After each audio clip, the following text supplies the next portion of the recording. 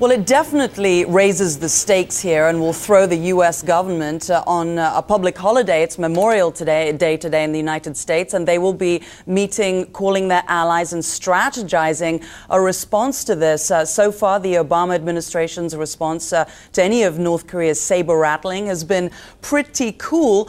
State Department official sent out a comment only saying, "We're aware of the reports of a nuclear test by North Korea. We are consulting with our allies, and once we've established the facts, we will have more to say." But this definitely, Anna, ups the ante for the U.S. Zain, you were the U.S. State Department correspondent for CNN for some time. Tell us, what was the reaction of the U.S. government back in 2006?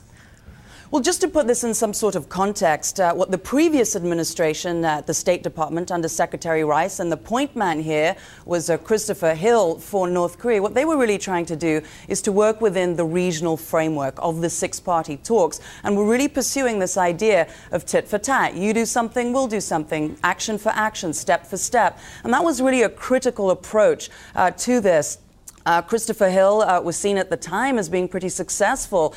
He got North Korea to hand over a declaration of its nuclear activities, although there were some holes with that. He still managed to get that. They then blew up the cooling tower at the Yongbyon nuclear facility. That's this. This is their main bomb-making facility. And then the United States removed North Korea off a list of state sponsors of terrorism that was seen as a huge victory for North Korea. So step by step, action for action.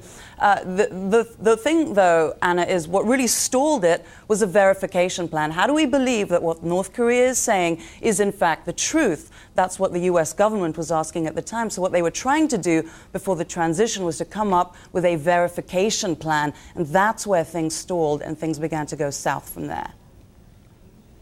Zain, North Korea's rocket launch back in April certainly was a test, for the new Obama administration. How do you think that President Obama will deal with this, considering it is only a month, really, since that last rocket launch? This will be a major foreign policy challenge for him. How the administration reacts to this is really going to be critical. What this does, though, is to make it a lot harder for the U.S. to reach out, for the U.S. to engage. This is also coming at a time of a lot of tension between the U.S. and North Korea. After the missile launch, the U.S.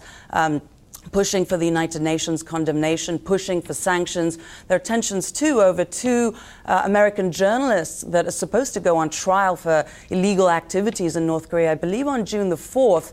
So this is not a good backdrop. The Obama administration, though, as one of our analysts on the air, the author of Meltdown, Mike Chinoy, was saying that the Obama administration really needs to find a way to keep the communication lines with North Korea going. So what they're going to most likely do is to get with the Chinese, who have the most influence in this kind of situation. But there really is an acknowledgement within the United States, too, that this is also the product of internal jockeying for power in North Korea, and that when a regime, a hardline regime, feels that internally that there's a power struggle, a succession issue, non-democratic regimes will tend to get harder lines, and there will be that internal jockeying for power, which is what many in the administration will be seeing.